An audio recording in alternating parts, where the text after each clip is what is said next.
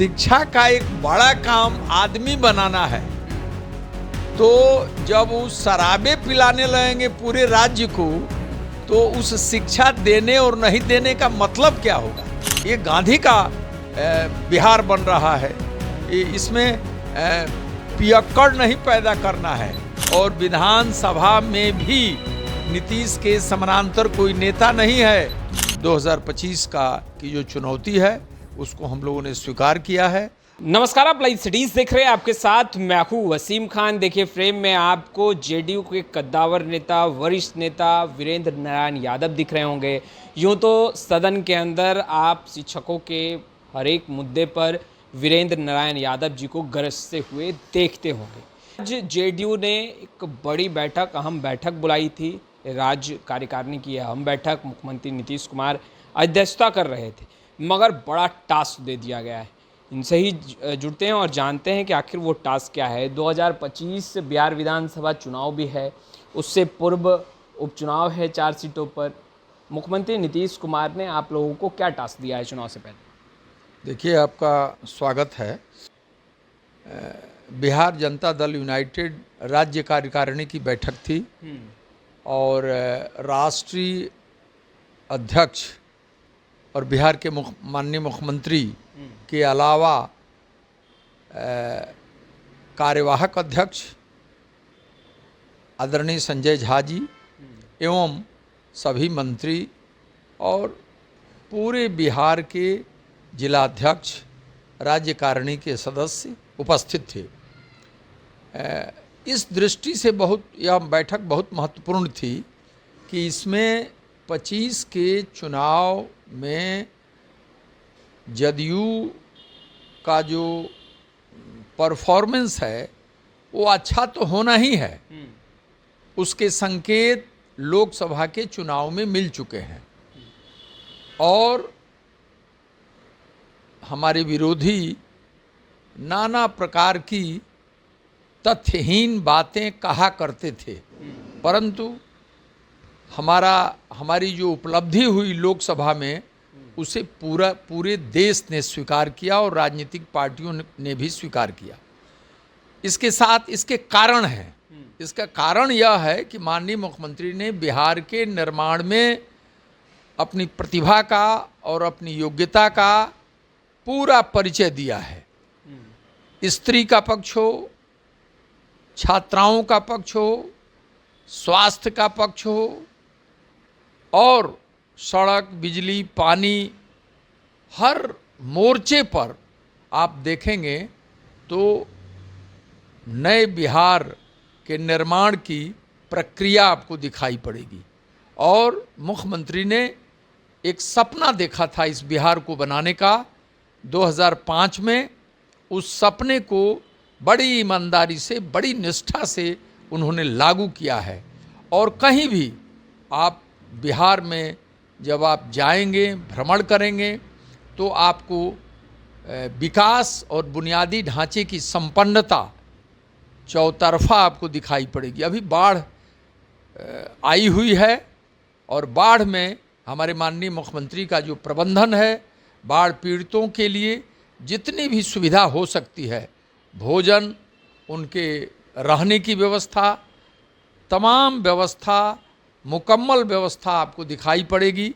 ये बिल्कुल ज़मीन पर देखने और समझने की बात है। मुकम्मल व्यवस्था की बात कर रहे हैं, मगर राजद के वरिष्ठ नेता, बिहार सरकार में मंत्री भी रह चुके आलोक मेहता कहते नज़र आ रहे हैं कि मुख्यमंत्री नीतीश कुमार जो अपने पार्टी के नेताओं को टास्क दे रहे हैं, कह रहे हैं घर घर जाइए, नल, जल, गली, विकास हुआ, ये सभी बातें बताइए, मगर बाढ़ में विफल, लॉ एंड ऑर्डर में विफल, मुख्यमंत्री का दायित्व नहीं समझ पा रहे हैं।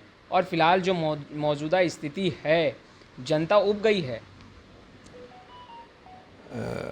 देखिए, वे अब उनकी जो दृष्टि है वो राजनीतिक लोभ और लालच से भरी हुई है।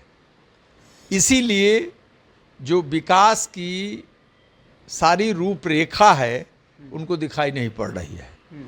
अरे भाई, पूरा हिंदुस्तान चिल्ला चिल्ला के कह रहा है यहाँ की सड़कों के बारे में, यहाँ की बिजली के बारे में और कानून व्यवस्था का जहाँ तक प्रश्न है, तो नीतीश जी की जो छवि है पूरा बिहार और पूरे हिंदुस्तान के लोग जानते हैं कि किसी भी अपराधी को और किसी भी जो गैर लोकतांत्रिक और गैर संवैधानिक व्यक्ति है वो हमारे माननीय नीतीश जी की पसंद नहीं रहा है। वो उनकी बनावट में ये सब चीज़ें नहीं हैं। इसलिए कानून व्यवस्था में जो उनको गड़बड़ी दिखाई पड़ रही है वो उनकी राजनीतिक स्वार्थ, लोभ, लालच के कारण ये सब चीज़ें हैं और वो बहुत ही वस्तुपरक होके वो चीज़ों को देख नहीं रहे हैं, निरपेक्ष होके नहीं देख रहे हैं। अगर उनकी दृष्टि में निरपेक्षता होती, वस्तुपरकता होती तो बिहार, बदले हुए बिहार का स्वरूप, सुंदर बिहार को वो देख पाते। वो तो सवाल आप लोगों से भी पूछ रहे हैं कि बिहार की जनता को जाकर क्या कहेंगे कि बिहार को मुख्यमंत्री नीतीश कुमार ने विशेष राज्य का दर्जा नहीं दिलाया, बिहार को विशेष पैकेज नहीं दिलवा पाए, बाढ़, हर साल लोग बाढ़ से प्रभावित होते हैं, बाढ़ से निजात नहीं दिला पाए, लॉ एंड ऑर्डर और कानून व्यवस्था सरमरा गई है, अपराधी बेखौफ होकर अंजाम दे रहे हैं, इस पर पकड़ नहीं बना पाए। तो इन चीज़ों को क्या आप लोग जाके बताएंगे? राजद के नेता ये कह रहे हैं। देखिए, ये तमाम बातें हम लोगों के विरोध में पूरे लोकसभा चुनाव में कही गई, परंतु जनता वास्तविकता से परिचित है। चूँकि सीधा लाभ जनता को बिजली का, पानी का, शिक्षा का, स्वास्थ्य का मिला है। आप जो आज IGMS है या जो जिला के अस्पताल हैं या पूरे विद्यालयों में आप चले जाइए, वहाँ का जो बुनियादी ढांचा बना है उसको कोई कैसे इनकार कर सकता है? जनता ने उसे देखा, समझा, इसीलिए तो हमको स्वीकार किया लोकसभा में, और विधानसभा में भी नीतीश के समानांतर कोई नेता नहीं है।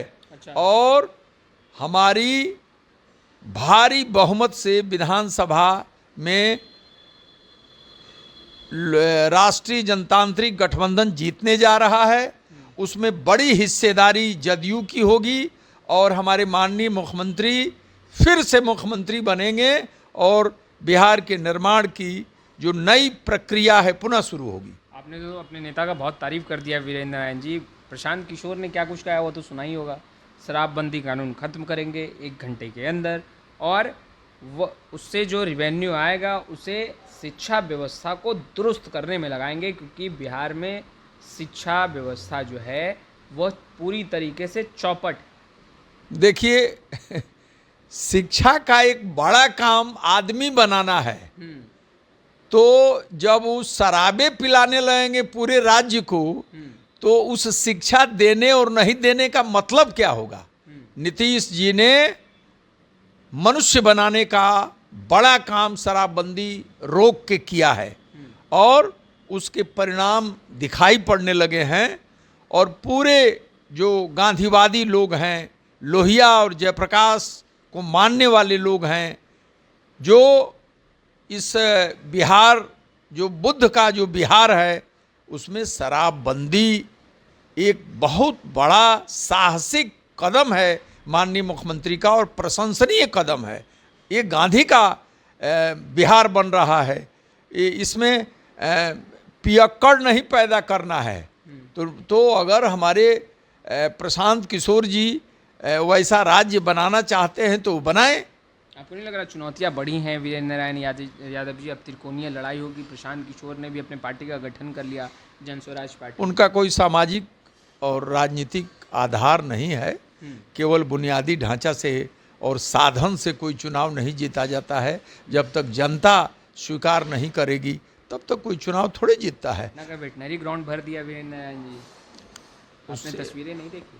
वो सब हम लोग ने देखा है। बाकी हम लोग यहाँ के राजनीतिक स्वरूप को जानते हैं।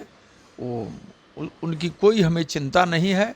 और पुनः जो 2025 की जो चुनौती है उसको हम लोगों ने स्वीकार किया है और बिहार के निर्माण में जो जो कार्य किए गए हैं उनके हमारे सारे नेता और कार्यकर्ता पूरे बिहार में प्रचार प्रसार करेंगे और हम लोग भारी बहुमत से प्रशांत किशोर को चुनौती नहीं मानते? बिल्कुल नहीं, बिल्कुल नहीं। तो आपने सुना वीरेंद्र नारायण यादव जी को, जेडीयू के कद्दावर नेता हैं, वरिष्ठ नेता हैं और बिहार के सियासत के हर रंग को जानते हैं, समझते हैं और परखते हैं। डंके की चोट पर कह रहे हैं मुख्यमंत्री नीतीश कुमार ने बिहार को बदला है, तस्वीरें बदली है और यही बात जनता को जाकर बताना भी है और दिखाना भी है कि क्या कुछ बदला है। फिलहाल इस वीडियो में इतना ही। आपका बहुत बहुत शुक्रिया।